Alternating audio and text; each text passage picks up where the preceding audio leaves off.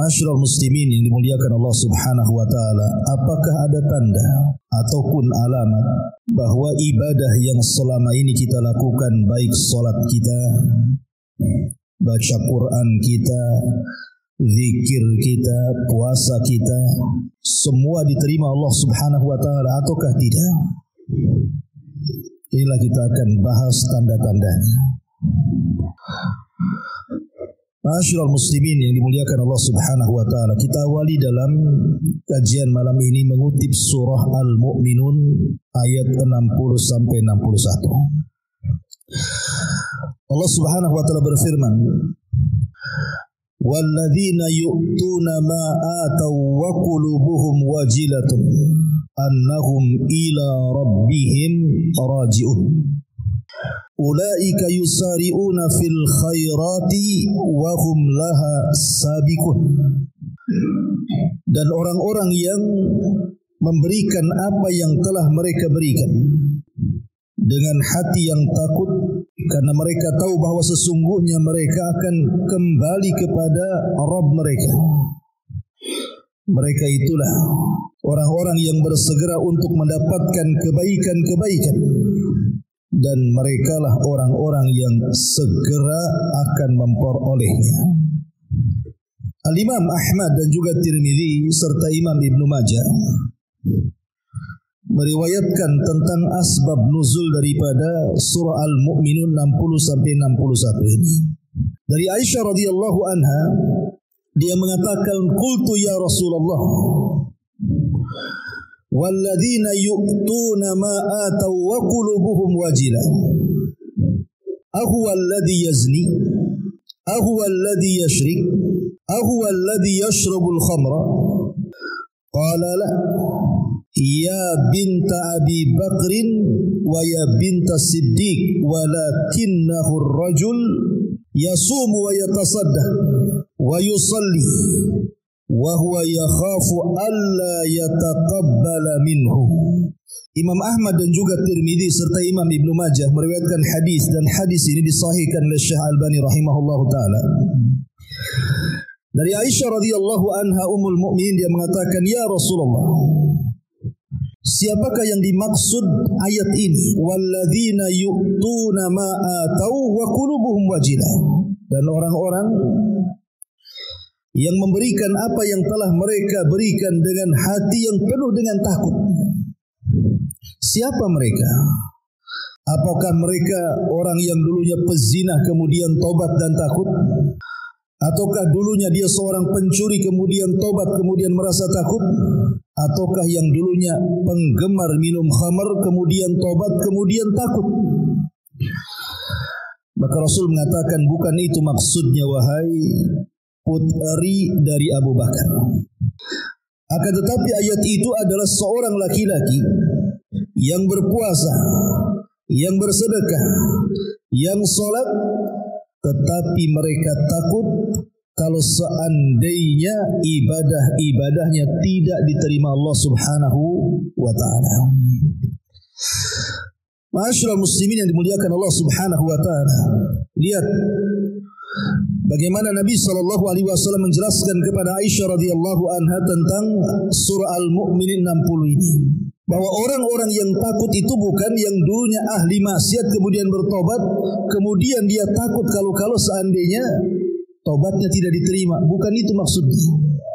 Tetapi maksudnya adalah orang yang beribadah seperti puasa, sedekah, salat, kemudian dia takut jangan-jangan ibadahnya tidak diterima. Ini yang kita takutkan. Yang kita takutkan itu ini. Karena Allah Subhanahu wa taala mengatakan dalam surah Al-Kahfi ayat 103, "Qul hal nunabbiukum bil akhsarina a'mala alladzina dhalla sa'yuhum fil hayatid dunya wa hum yahsabuna annahum yuhsiruna sun'a." Maukah kuhabarkan kepada kalian, kata Allah, serugi-ruginya amalan. Mereka lah orang-orang yang percuma usaha mereka dalam kehidupan dunia, tapi mereka masih menyangka saja mereka masih berbuat kebaikan. Jangan sampai kemudian kita merasa kita sudah sholat, sudah puasa, sudah beribadah, rupanya itu semua ditolak dan tidak diterima. Amilatun nasibah, hanya lelah letih saja. Ma'asyiral muslimin yang dimuliakan Allah Azza wa Jalla, lihat Ibrahim alaihi salatu wassalam. Ketika Allah Subhanahu wa taala memerintahkan Ibrahim untuk membangun Ka'bah, akhirnya Ibrahim pun kemudian mengajak putranya membangun Ka'bah atas perintah Allah. Bukan kemauan dia membangun Ka'bah, Allah yang perintahkan. Dan Allah Subhanahu wa taala katakan, wa idh yarfa'u Ibrahimul qawaida minal bait wa Ismail. Dan ingatlah ketika Ibrahim dan juga Ismail meninggikan Ka'bah. Artinya Allah perintahkan Ibrahim untuk membangun Ka'bah. Setelah diperintahkan, Ibrahim melaksanakannya. Dibangunlah Ka'bah dengan Ismail. Setelah kemudian Ka'bah selesai, maka Ibrahim alaihi salatu wassalam pun mengatakan, Rabbana taqabbal minna. Ya Allah, terimalah amalan kami ini. Innaka antas sami'ul alim. Karena engkau zat yang maha mendengar lagi maha mengetahui. Lihat, kalau sekelas Ibrahim saja, dia masih meminta kepada Allah untuk diterima amalannya, padahal yang memerintahkan membangun Ka'bah adalah Allah, dan yang membangunnya juga seorang Nabi, bahkan Khalilur Rahman, bahkan Abul Anbiya, bapaknya para Nabi. Tapi dia takut kalau seandainya setelah membangun Ka'bah amalannya ditolak. Makanya dia mengatakan, Rabbana taqabbal minna. Ya Allah, terimalah amalanku. Ma'asyiral muslimin yang dimuliakan Allah Azza wa Jalla, kata Syekh Muhammad ibn Abdul Wahhab rahimahullahu ta'ala, dia mengatakan, lihat, jalalullah wa azamatuh fi qulubil ladzina ya'rifuna. Bagaimana kemuliaan Allah dan keagungannya melihat hati-hati orang-orang yang mengetahuinya, li da'watihi ma fil qabul. Karena doa keduanya, maksudnya Ismail dan Ibrahim, supaya amalannya diterima oleh Allah Subhanahu wa taala.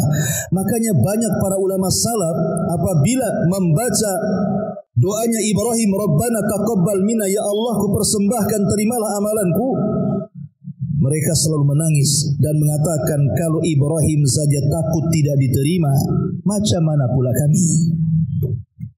Nabi Ibrahim takut tidak diterima amalan membangun Ka'bahnya dengan Ismail, apalagi kita? Siapa kita? Makanya para ulama ketika membaca itu selalu menangis. Dikhawatirkan solat mereka tidak diterima, puasa mereka tidak diterima, zakat, sedekah, zikir dan lain sebagainya. Makanya kenapa kemudian kita harus sering-sering meminta kepada Allah supaya diterima ibadah kita.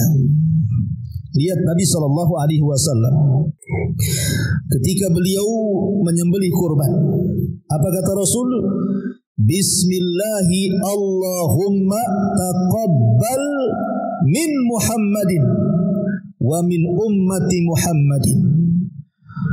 Bismillah, dengan menyebut nama Allah, ya Allah, terimalah kurban ini dari Muhammad dan untuk umat Muhammad. Nabi saja meminta kepada Allah untuk diterima. Ma'asyiral muslimin yang dimuliakan Allah Azza wa Jalla. Makanya kalau kita lihat perkataan para sahabat seperti Ali bin Abi Thalib radhiyallahu anhu mengatakan, kunu liqabulil amali asyad ihtimaman minkum bil amali.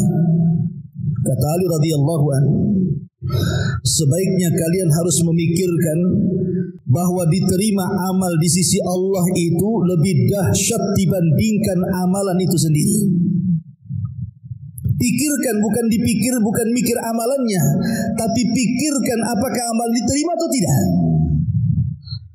Karena itu yang paling penting. Orang beramal bisa saja dari pagi, siang, sore, malam bisa orang beramal.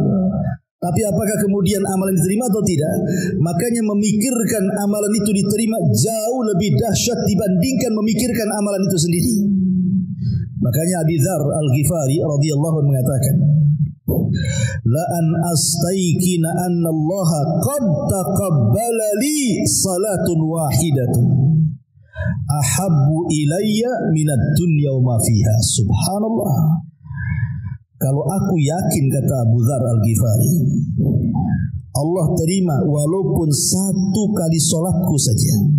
Aku tahu nih umpamanya seumur hidup ini entah berapa ribu kali saya sholat, tapi mungkin satu kali sholat aku tahu ini yang diterima. Kata Abu Dzar Al-Ghifari radhiyallahu mengatakan, itu lebih aku cintai dibandingkan dunia dan isinya. Itu lebih aku cintai dibandingkan dunia dan isinya. Kenapa? Karena Allah berfirman, innama yataqabbalullahu minal muttaqin.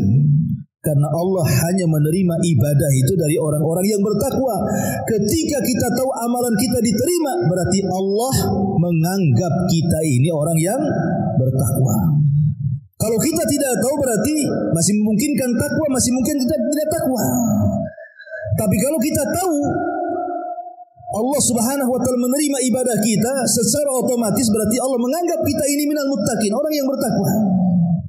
Inilah yang kemudian dikhawatirkan para ulama salaf, dan hal yang senada juga diucapkan Ibnu Umar radhiyallahu anhuma, "Lau alimtu anna Allah taqabbala minni sajdatun wahidah."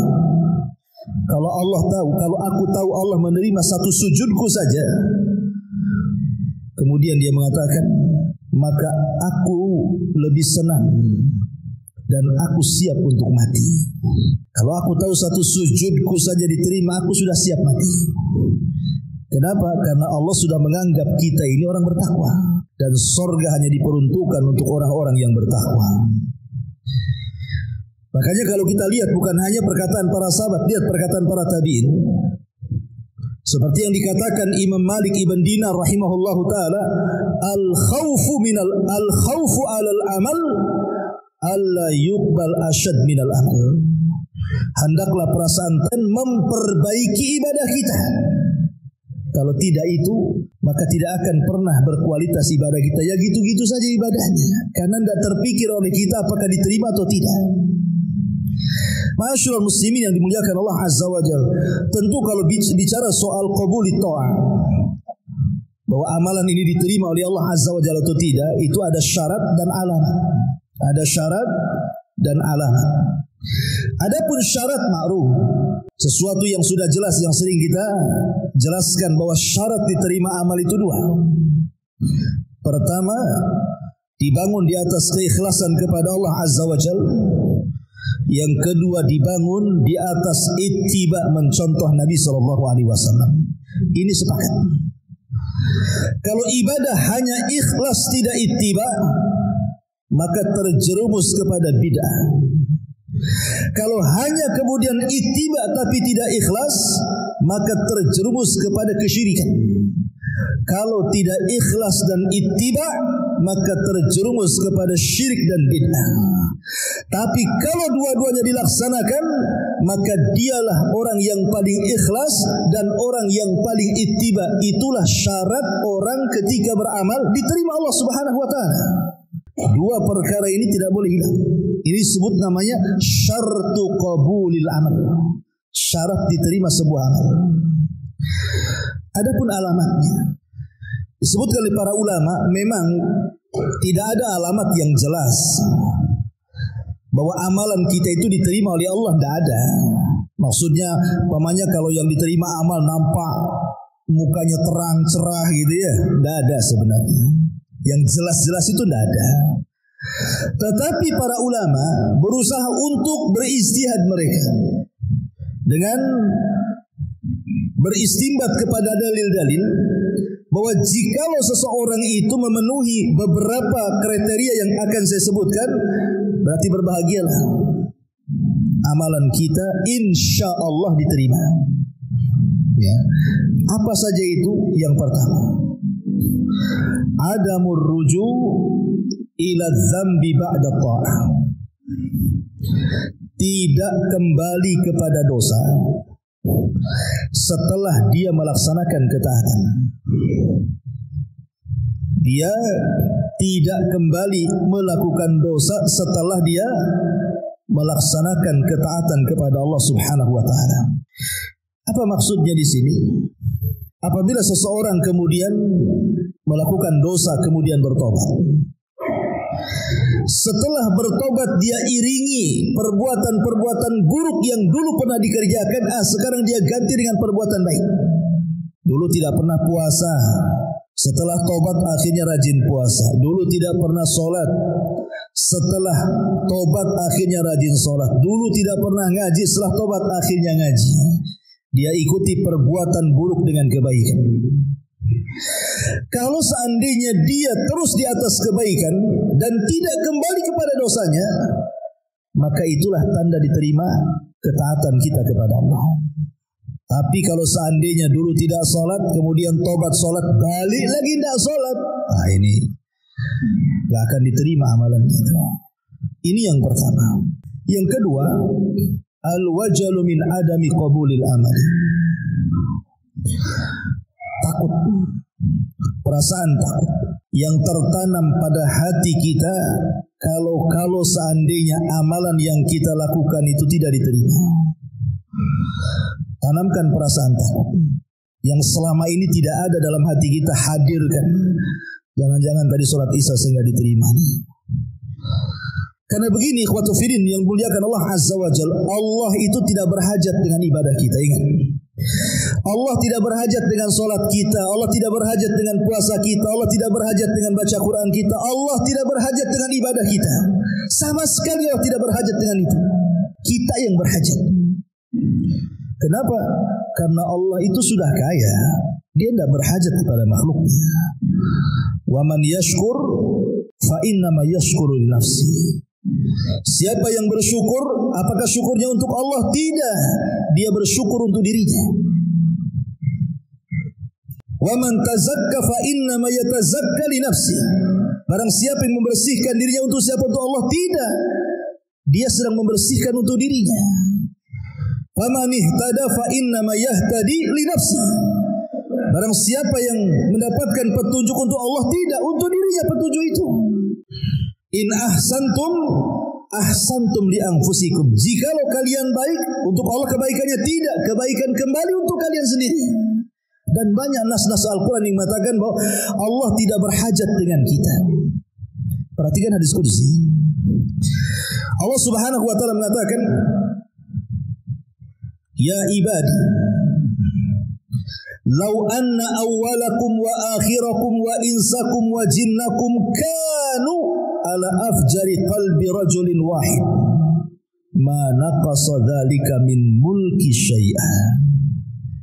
Hei anak Adam, jikalau orang yang awal kalian, orang yang akhir kalian, manusia kalian, jin kalian, mereka bersatu di atas satu hati yang paling jahat. Semua jahat dari awal sampai akhir, manusia dan jinnya. Anggaplah semua jahat, tidak ada yang beriman. Sejak zaman Adam sampai yang terakhir mati, baik manusia atau jinnya, semua jahat. Tidak ada orang baik. Apa kata Allah? Ma naqasa min mulki dzalika syai'. Ma naqasa dzalika min mulki syai'. Itu tidak mengurangi kekuasaanku sedikit pun. Oke, kita balik. Lau anna awwalakum wa akhirakum wa insakum wa jinnakum kanu ala atqa qalbi rajulin wahid minkum ma zada fi mulki syai'a. Seandainya orang yang awal, orang yang akhir, manusia dan jinnya di satu hati di atas ketaatan kepada Allah, tidak ada yang kufur. Sejak zaman Adam sampai yang terakhir semua beriman. Manusia dan jinnya semua beriman. Menambah kekuasaan Allah? Tidak menambah kekuasaan Allah sedikit pun. Mau satu dunia maksiat tidak mengurangi kekuasaan, mau satu dunia taat tidak juga menambah kekuasaan, karena Allah tidak berhajat dengan kita. Yang ingin saya katakan, kalau Allah kita tahu Allah tidak berhajat dengan kita, maka sudah selayaknya ada perasaan takut dalam hati kita ini. Jangan-jangan ibadah kita nggak diterima karena Allah nggak berhajat dengan ibadah kita kok. Sudah sewajarnya tertanam perasaan jangan-jangan tadi sholat saya tidak diterima pula. Karena Allah tidak berhajat dengan kita. Allah Maha Kaya. Kita yang berhajat dengan Allah lah bentuk hajat kita dengan Allah. Tertanam perasaan takut jangan-jangan pula ibadah tadi tak diterima. Kalau ada perasaan seperti ini, kata ulama, ketahuilah itulah alamat qabulul amal justru. Itulah alamat amal antum diterima. Ini yang kedua. Yang ketiga, at-taufiq ila a'malin salihatin ba'daha. Mendapatkan taufik untuk terus melahirkan dari satu amalan ke amalan berikutnya. Fa idza faragta fansab. Apabila engkau telah melaksanakan satu ibadah, lekas berganti kepada ibadah yang lainnya. Dari sini Hasan Al-Basri rahimahullahu taala, sayyidut tabi'in, pemimpin para tabi'in, mengatakan apa? Perkataan yang bagus tadi. Beliau mengatakan, inna min jazail hasanati al-hasanatu ba'daha, wa min uqubati sayyi'ati as-sayyi'atu ba'daha. Fa idza qabila Allahu al-'abda fa innahu yuwaffiquhu ila at-tha'ah wa yasrifuhu 'anil ma'siyah. Sesungguhnya balasan kebaikan itu adalah kebaikan yang dilakukan setelahnya. Dan hukuman keburukan itu adalah melakukan keburukan setelahnya. Karena apabila Allah menerima amalan seorang hamba, pasti Allah akan berikan taufik dengan diarahkan kepada ketaatan yang melahirkan ketaatan berikutnya. Ya, perkataan beliau.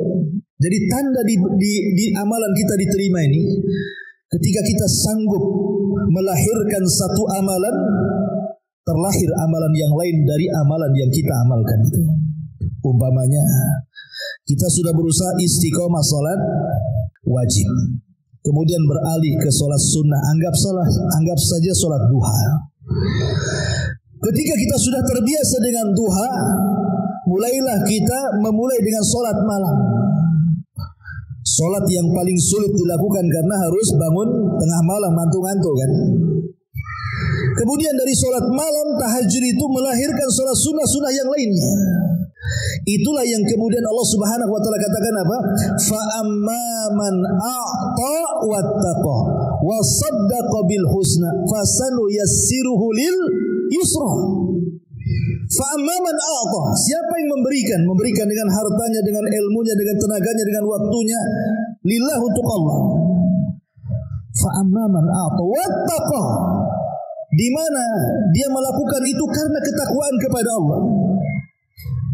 Wa saddaqa bil husna, dan yakin ada balasan dari Allah, dari surga. Apa kata Allah? Fasanuyassiruhu lil yusra, jalan dia sudah mudah, Allah mudahkan. Maknanya kita sudah mudah mengamalkan satu amalan, maka ketika kita mengamalkan yang lainnya, Allah lebih mudahkan lagi. Itulah yang disebut dengan amal melahirkan amal. Ketika satu amal melahirkan amal yang lain, amal yang lain melahirkan amal yang lain, amal yang lain melahirkan amal yang lain, maka kita akan menutup dengan amalan itu husnul khatimah. Husnul khatimah. Perhatikan ucapan Ibnu Katsir rahimahullahu taala, bagus sekali. Apa kata Imam Ibnu Katsir rahimahullahu taala? Laqad ajra Allahul Karim adatuhu, laqad ajra al-Karim adatahu bi karamihi, anna man 'asha ala syai'in mata 'alaihi, wa man mata 'ala syai'in bu'isa 'alaihi yaumal qiyamah, faman 'asa 'ala ta'ah ya'ba karamullah an yamutu 'ala al-ma'siyati.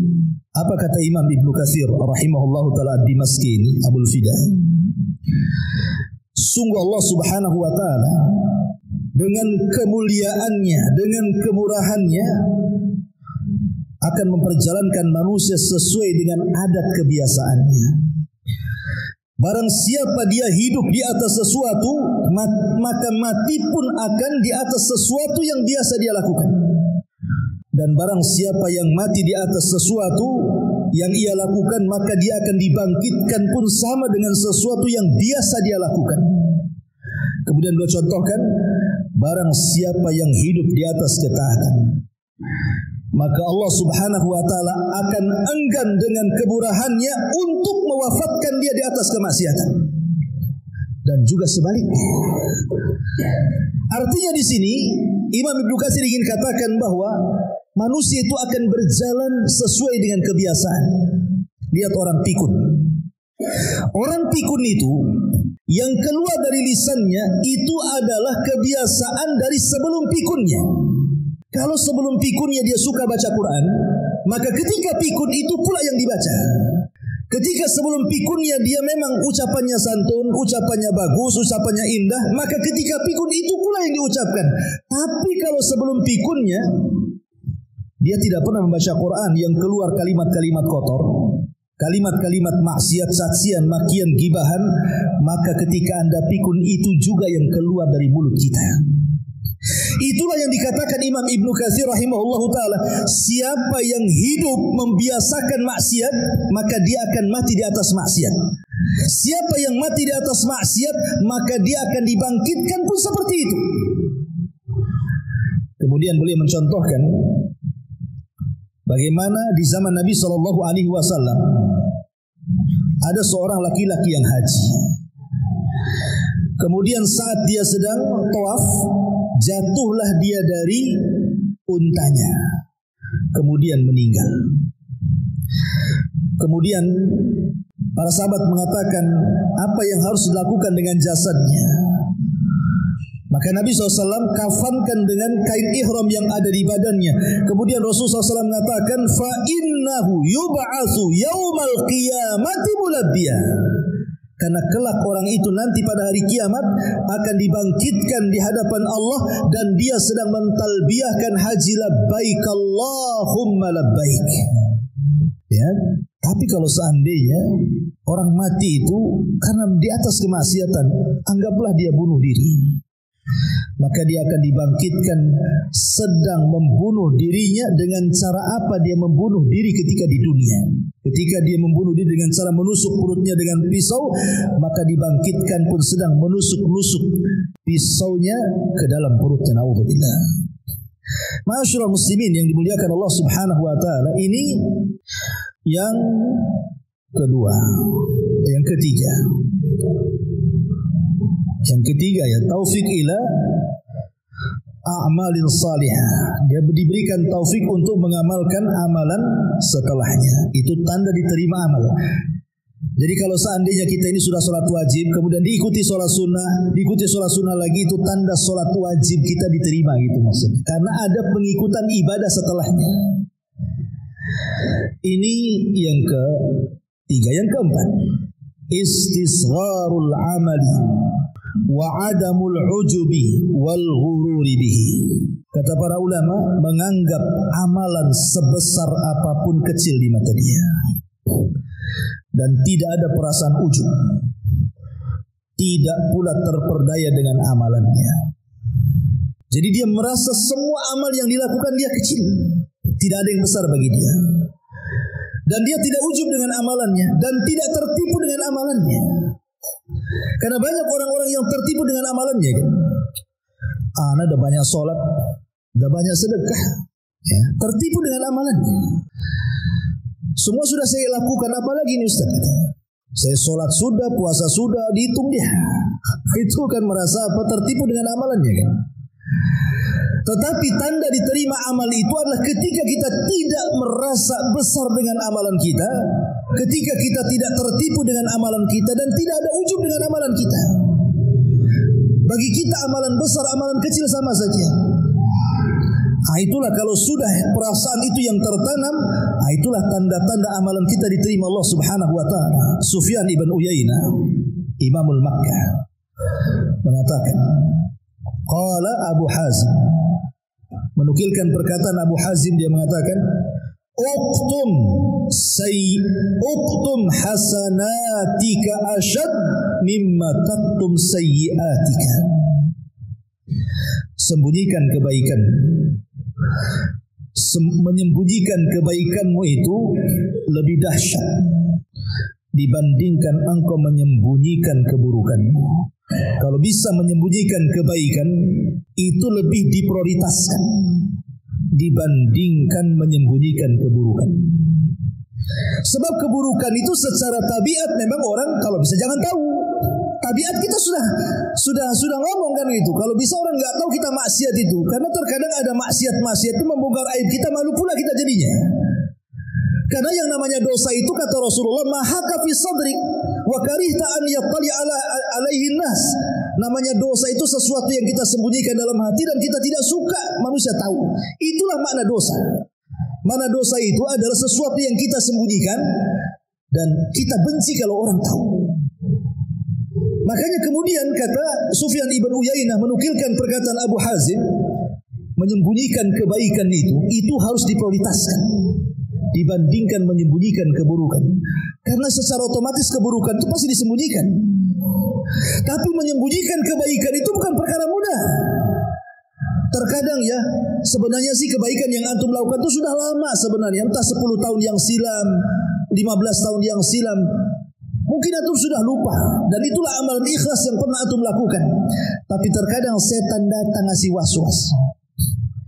Anggaplah umpamanya antum beritikaf di Masjid Muhajirin ini 5 tahun yang silam, antum pulang kampung. Enggak pernah cerita antum itikaf di sini. Kemudian antum balik lagi ke Batam. Setelah 5 tahun datang ke Muhajirin, ngobrol sama kawannya. Iya, anak dulu itikaf juga 5 tahun yang silam. Dikasih tahu pula. Dia sudah tutup, udah mungkin lupa kan? Itulah setan kadang-kadang. Supaya amalan kita itu tampak di hadapan orang. Itu pada sudah 5 tahun, bahkan yang 10 tahun pun sama. Itu yang tiang di pojok itu Anda juga nyumbang. Padahal sudah 10 tahun tuh nyumbangnya. Sebenarnya dia sudah ikhlas, tapi dipancing setan keluar pula rianya. Makanya penting di sini itu karena menganggap apa? Amalan itu besar bagi dia. Makanya diungkapkan jadinya. Ma'asyiral muslimin yang dimuliakan Allah Azza wa Jalla. Kemudian juga dikatakan Fudail bin Iyad rahimahullahu taala, khairul ilmi wal amali ma khafiya anin nas. Sebaik-baik pengetahuan dan amal itu ada sesuatu yang tersembunyi dari manusia. Dan memang asal amal itu kalau bisa orang tidak tahu. Amal itu boleh terang-terangan kalau sifatnya syiar. Nah, kalau sifatnya syiar ialah terang-terangan, korban, salat jamaah, adzan, itu memang harus syiar, orang tahu. Tapi secara asal amalan itu adalah dilakukan dengan sembunyi-sembunyi atau tidak terang-terangan. Makanya lihat perkataan Imam Syafi'i, bagus sekali. Perkataan Imam Syafi'i Muhammad ibn Idris Asy-Syafi'i rahimahullah ta'ala, dia mengatakan, yang bagi, kata Imam Syafi'i, sudah seharusnya lil alimi an yakuna lahu khabi'atun min amalin salihin fima bainahu wa bainallah, fa inna kulla ma dhahara linnas min ilmin aw amalin qalilin naf'i fil akhirati. Seharusnya kita ini selaku thalabul ilmi, orang yang paham pengetahuan agama, adalah amalan-amalan itu yang kita sembunyikan antara kita dengan Allah. Kalau bisa, ada amalan-amalan yang orang gak tahu, istri kita pun tak tahu kalau punya istri, anak pun tak tahu, orang tua pun, yang tahu hanya kita dengan Allah. Hendaknya ada di antara kita itu amalan-amalan yang tersembunyi, yang hanya tahu Allah dengan kita saja. Kenapa demikian? Karena setiap apa yang tampak kepada manusia, kata Imam Syafi'i, dari pengetahuan atau amal saleh, maka itu akan sedikit bermanfaat untuk akhiratnya. Terkadang apa yang tampak itu sedikit manfaat untuk akhirat dibandingkan yang tidak tampak. Tapi kalau amalan yang tidak tampak itu lebih besar manfaatnya di akhirat dibandingkan yang tampak. Ini perkataan luar biasa. Dan ini juga untuk mengimbangi dosa-dosa yang kita lakukan yang tidak ada yang tahu kecuali kita dengan Allah Azza wa Jalla. Dan dosa ini sangat bahaya. Kata Nabi SAW, nanti pada hari kiamat ada orang-orang yang datang kepada Allah membawa pahala sebesar gunung Tihama. Gunung Tihama besar. Tapi kemudian Allah katakan faja'alaha haba'an mansura. Tiba-tiba pahala itu dihempaskan habis, tidak tersisa. Kemudian kenapa? Pertanyaannya kok habis? Rupanya idza khalau bimaharimillahi tahaquha. Alasannya dihabiskan oleh amalan-amalan atau maksiat-maksiat yang tidak terang-terangan. Apabila dia bersendirian, dia pun merobek kehormatan Allah Subhanahu wa taala. Artinya dosa yang dilakukan tidak terang-terangan itu bisa menggugurkan pahala sebesar gunung Tihama. Maka untuk mengimbanginya supaya amalan kita tidak hilang, maka buat hal yang sama dengan amal soleh. Buatlah amalan soleh yang tidak ada yang tahu kecuali kita dengan Allah. Kalau satu hari ini kita melakukan dosa yang tidak ada yang tahu kecuali kita dengan Allah, satu kali kita buat juga amal soleh yang tidak ada yang tahu kecuali kita dengan Allah, satu kali juga, balance. Tapi kalau tidak, habis amalan kita. Ya. Gimana caranya Ustaz? Dan apa dosa yang tidak terang-terangan?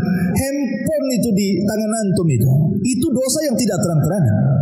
Walaupun antum pegang handphone di keramaian orang kan tidak tahu antum sedang ngapain di situ. Antum sedang buka apa? Antum sedang nonton apa? Antum sedang ngetik apa? Apalagi kemudian dalam kamar sendirian, makin lagi jahat kan gitu. Dan ini luar biasa madaratnya handphone ini. Oke lah, ini sudah musibah yang merata kan itu. Tapi buat jugalah amalan soleh antara kita dengan Allah Subhanahu wa ta'ala. Dengan cara apa? Istighfar sambil jalan orang nggak tahu. Tasbih sambil jalan orang tidak tahu. Takbir sambil jalan orang tidak tahu. Berzikir sambil jalan orang tidak tahu. Cukuplah kita dengan Allah Azza wa Jalla. Itu maksudnya. Maka yang keempat, tanda diterima amal ketika kita menganggap amalan itu tidak ada yang besar. Ini yang keempat. Yang kelima, hubbut ta'ati wa kurhul ma'siyati. Tanda diterima taat adalah dia punya kecintaan kepada ketaatan dan ada kebencian dari kemaksiatan. Karena kalau kita cerita masalah tobat sendiri, kapan orang yang bertobat dikatakan tobat itu? Kalau tidak ada pengaruh dosa yang ada tersisa di kepalanya. Maksudnya apa? Seorang pemabuk, kemudian dia bertobat tidak ingin mabuk lagi. Kemudian tertanam dalam hatinya, jangan lagi melihat orang yang mabuk, melihat botolnya saja nggak mau dia. Itu maksudnya. Itulah menghilangkan asarnya, pengaruhnya. Tapi kalau seandainya dia dulunya mabuk, kemudian tobat mabuk, tengok botol, memang tak mabuk, cuman masih ada kepengen juga, enak juga, tapi tak mau dia, takut dosa. Itu belum hilang pengaruh dosanya namanya. Karena masih ada hawa nafsunya. Itu maksudnya. Nah ini yang seperti ini yang bahaya. Makanya harus ditanamkan hubbut ta'ah. Memang kita cinta dengan ketaatan dan benci dengan kemaksiatan. Itu alamat diterima tuh amal kita. Karena pengaruh maksiat sudah nggak ada. Ya. Dulu seorang pezina, kemudian dia bertobat. Jangankan lagi melihat filmnya gitu ya, film porno atau yang tidak layak ditonton. Lihat perempuan yang buka aurat, benci, naudzubillah. Yes. Itu betul-betul hilang pengaruh maksiatnya. Tapi kalau dulunya seorang pezina, kemudian tobat berzina, nampak pula wanita di jalan, teringat dulu masa dulu. Tapi dia takut karena takut dosa. Itu belum hilang itu pengaruh maksiatnya. Itu maksudnya. Kalau dia betul-betul hilang pengaruh maksiatnya, itulah tanda bahwa amalan kita diterima. Itu maksudnya. Ini yang kelima. Yang keenam, ar-raja'u wa kasratud du'a. Menanamkan harapan dan memperbanyak doa. Terus berdoa dan berharap. Apa yang bisa kita lakukan selain doa dan harapan kan itu? Berdoa agar amalan-amalan kita diterima dan berharap agar amalan-amalan kita berpahala. Cuman dua itu. Berdoa agar amalan kita diterima, berharap agar amalan kita berpahala.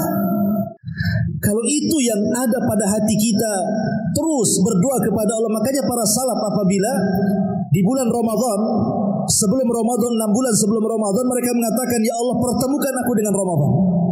Masuklah mereka di bulan Ramadan. Setelah Ramadan, 6 bulan setelahnya, dari setat keluar Ramadan sampai 6 bulan, maka mereka terus mengatakan, ya Allah terimalah Ramadanku, ya Allah terimalah Ramadanku selama 6 bulan. Itu yang dilakukan para salaf. Karena mereka takut kalau seandainya amalan mereka tidak diterima. Ketika ada perasaan kita berdoa kepada terus meminta agar amalan kita diterima dan ada harapan mudah-mudahan berpahala, maka itu tanda alamat bahwa amalan kita diterima. Kemudian yang nomor 7, at-taisir lit-ta'ati wal ibti'ad anil ma'siyati. Mudah melakukan ketaatan. Kayak mudah sekali. Tidak ada beban karena hatinya insirah, hatinya lapang. Hatinya lapang, enggak ada beban-beban sama sekali dalam melakukan ibadah itu. Contoh mamanya salat. Salat ini kan orang yang salat itu terbagi dua kelompok tuh. Pertama salat karena sebuah kebutuhan, yang kedua salat karena sebuah beban. Kan ada dua orang salat tuh. Memang kebutuhan ataupun memang beban. Bagi yang melakukan salat, antum salat di salat duhur atau salat isya tadi. Habis salat isya itu plong rasanya seperti antum bayar hutang. Berarti itu menjadikan salat itu sebagai beban. Ya.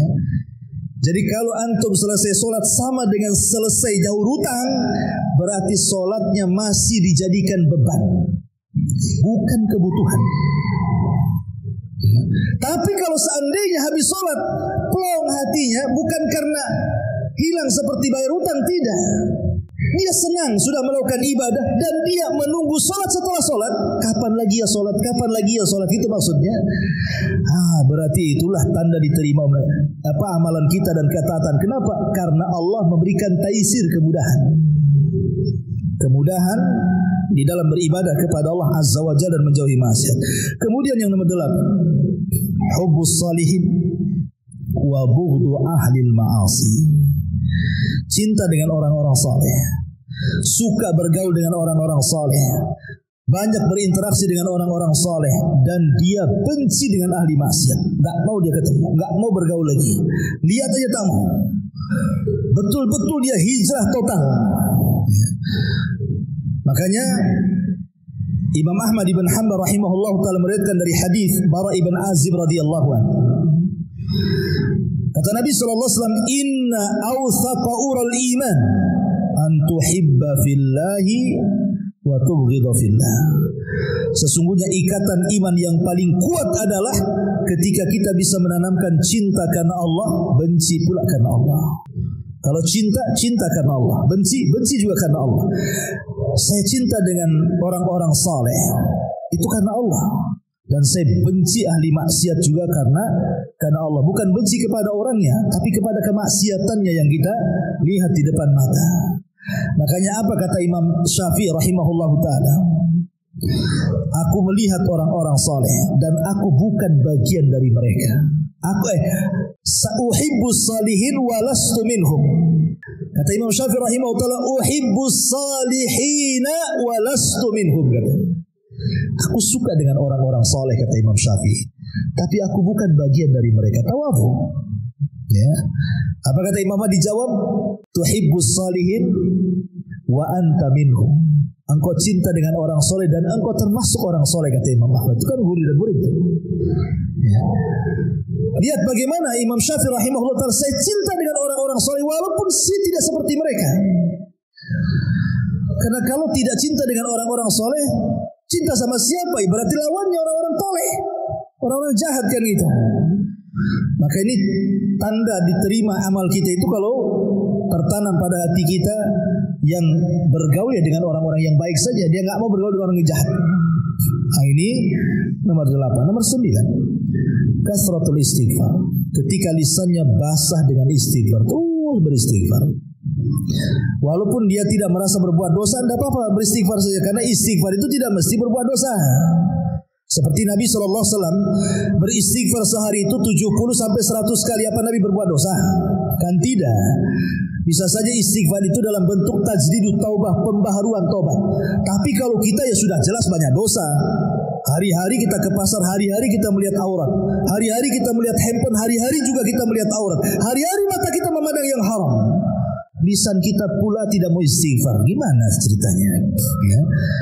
Jadi kalau Nabi beristighfar itu bukan karena berbuat dosa. Kalau kita mau istighfar karena banyak dosanya kan itu. Makanya jangan sampai kemudian kita sakit hati gara-gara tidak bertobat kepada Allah Azza wa Jalla dengan perbanyak istighfar. Dan yang nomor 10, al-mudawamatu 'alal a'mali shalihah. Membiasakan, mendawamkan itu artinya istiqomah. Kata Nabi SAW, khairul a'mal adwamuha wa in qalla. Sebaik-baik amal itu yang langgeng walaupun sedikit. Kenapa? Karena Allah itu tidak bosan untuk menerima ibadah kita. Kita yang bosan ketika beribadah kepada Allah. Makanya kenapa ambil yang sedikit tapi istiqomah? Jangan pula ambil banyak habis itu tumbang. Karena ada istilah man akhadha jumlatan faqadal jumlah. Kalau ambilnya banyak, tumbangnya juga banyak. Maka ambillah yang sederhana-sederhana tapi istiqomah. Kenapa? Karena kita akan bosan. Allah tidak pernah bosan. Makanya supaya istiqomah itu ya ambil umpamanya kalau puasa nih ada Seninnya, ada Daudnya, ada Ayamul Bidnya, ada macam-macamnya puasa, ada puasa qadhonya kalau punya utang kan. Oke lah. Memang saya ini ahli puasa, sanggup lapar-laparan. Ambil puasa terbaik apa? Ambil Daudnya saja sudah cukup. Ambil Daudnya saja. Itu sudah mencakup semua puasa. Enggak usah Daudnya juga, Senin Kemisnya juga, Ayamul Bidnya juga. Enggak perlu. Ambil satu tapi istiqomah. Oke, Senin Kemisnya saja. Kenapa demikian? Karena yang namanya istiqomah itu ada batas waktu kuat dan tidaknya. Mungkin masa muda ya. Saya antum masih muda ini masih kuat lapar. Masih bisalah puasa Daud. Istiqomah dengan puasa Daud. Tapi usia antum itu akan terus bertambah. Nanti akan sampai juga mungkin Allah takdirkan usia antum 60, 70 tahun sanggup puasa Daud. Berarti kalau tidak sanggup nanti hilang istiqomahnya kan? Nah, kita mikir juga masa tua nih, macam mana amalan ini bisa langgeng sampai masa tua sampai mati gitu maksudnya. Kalau kita langsung ambil yang berat, mungkin 20-30 tahun masih kuat. Kalau sudah tua mana bisa kuat lagi? Nah, kalau begitu terpikirlah ada Senin Kemis saja lah. Umpamanya seperti itu. Supaya bisa istiqomah terus. Masyaallah muslimin yang dimuliakan Allah Azza wa Jalla. Kemudian juga yang nomor 11. Bukan hanya sekedar istiqomah, as-sabat, tapi lebih daripada itu ada taharatul qalbi. Ketika hati ini bersih, tidak ada hasad, tidak ada dendam, tidak ada penyakit, pokoknya bersih, lapang dada itu kayaknya.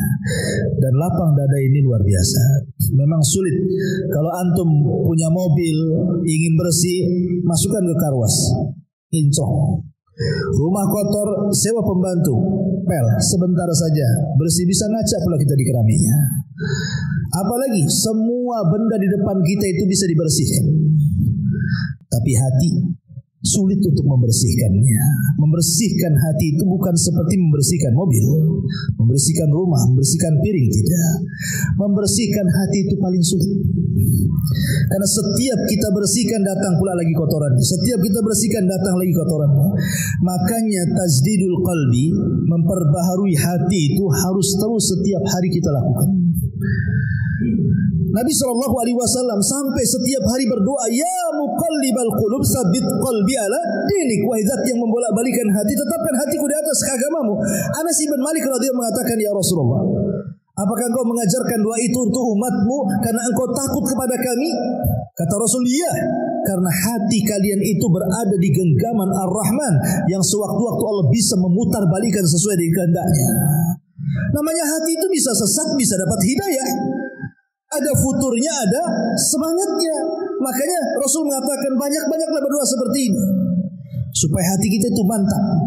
Nah, kalau setiap hari kita bersihkan hati itu dari itu semuanya, maka itu tanda-tandanya bahwa ketaatan kita diterima. Kemudian yang nomor 12, tadhkiratul akhirah. Dia selalu ingat akhirat. Yang diingat akhirat saja. Sampai-sampai Aisyah radhiyallahu anha pernah duduk. Kemudian Nabi SAW berbaring di pahanya.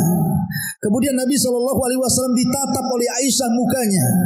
Tiba-tiba Aisyah menangis dan tetesan air matanya sampai berlabuh di pipi Nabi.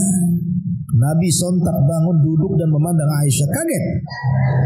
Kemudian mengatakan, wa mayubki walimad dumu, apa yang membuat anda menangis dan kenapa air matamu menetes seperti itu, hai Aisyah?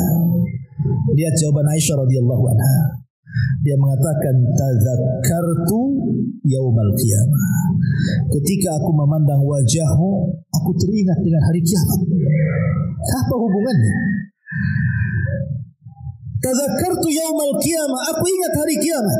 Ya Rasulullah, hal tadhkuru bi ahlika yaumal qiyamah? Apakah engkau akan ingat nanti pada hari kiamat dengan keluarga wahai Rasul?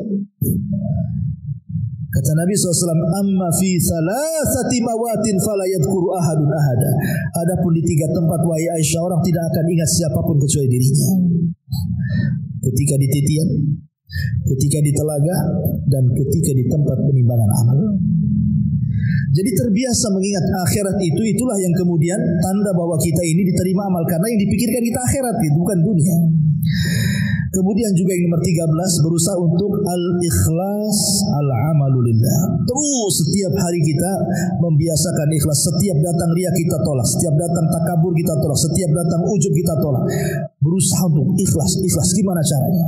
Ya, karena ikhlas itu harus ada ijtihad. Makanya seorang laki-laki memberikan nasihat di hadapan Imam Hasan Al-Basri rahimahullah ta'ala. Waqala lahu Al-Hasan, maka Hasan Al-Basri mengatakan kepada orang yang ngasih nasihat kepadanya, ya hadza lam astafid min mau'idati faqad yakunu marida qalbi. Wahai tuan, apa yang kau ceramahkan kepadaku enggak masuk. Mungkin karena hatiku sakit. Ini seorang Hasan Al-Basri mengatakan seperti itu. Kayaknya ceramah antum tidak masuk Ustaz ke saya ini. Mungkin karena hati saya kotor. Itu maksudnya ya. Begitulah tawadunya Imam Hasan Al-Basri rahimahullah ta'ala. Dia minta uzur kepada yang menasihatinya. Boleh jadi hatinya banyak kotoran sehingga susah menerima nasihat orang. Seperti itu ya. Kemudian juga yang terakhir tentunya, walaupun masih banyak ya, tapi kita ambil yang terakhir, adalah berusaha untuk as-sabat.